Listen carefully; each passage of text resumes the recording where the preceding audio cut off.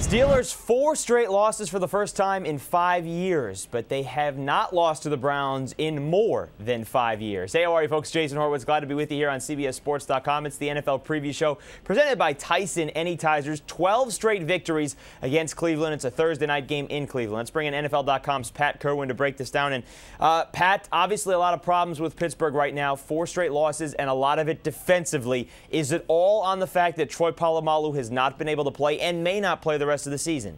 No, it's not. He's a very, very important part, Jason, to this team, but they've got issues at cornerback, too. What Troy always did was really pressure the quarterback with disguise, and they can't disguise anything. Quarterbacks come to the line of scrimmage, and they know when they're in cover 2, they know we're in cover 3, etc. But the cornerback play hasn't held up at all.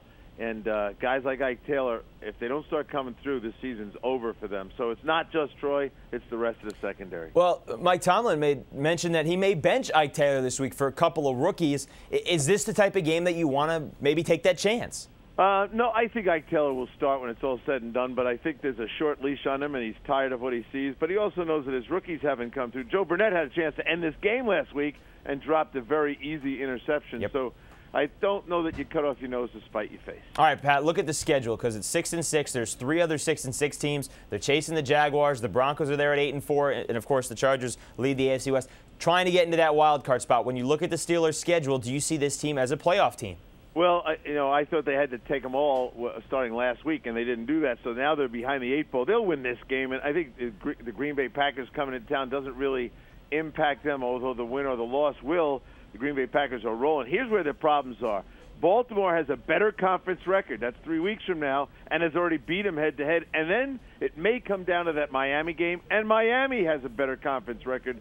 I say the Steelers are out of the playoffs this year. All right, what about Cleveland? Obviously, they're out of the playoffs with 1 win, but Brady Quinn has started to get this offense moving a little bit. They had 23 points last week. Jerome Harrison, a good job out of the backfield. Do you like that combo a little bit in this game? Well, the Cleveland Brown running backs, and I'll include Jamal Lewis, who's now on IR, they haven't scored a rushing touchdown, those guys.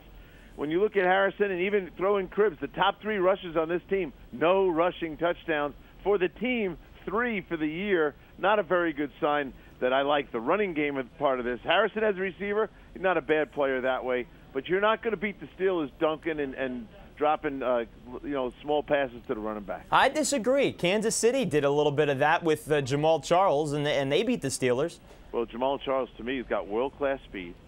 And as this guy can fly and has shown me a lot of things he can do in open space, I'm not putting Harrison in that class. No, I wouldn't either. I will tell you, though, I do like them in the Wildcat. I think the Cribbs Wildcat is maybe the most interesting Wildcat in the league right now. Yeah, he's also scored 3 kickoff return touchdowns or return touchdowns against the Steelers, including 1 this season, and that's been a huge problem for Pittsburgh all year. All right, Pat, take your winner. It's going to be snowy. It's going to be ugly. Pittsburgh needs the win. Cleveland, short week. You always say you don't like road teams in short weeks.